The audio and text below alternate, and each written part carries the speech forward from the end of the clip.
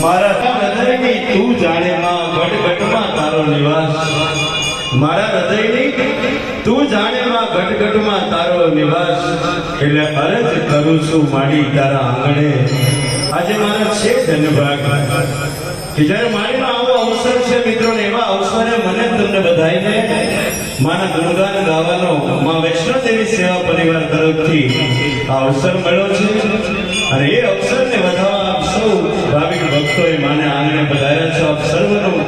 ખૂબ ખૂબ હૃદયથી માં વૈષ્ણોદેવી પરિવાર તરફથી સ્વાગત છે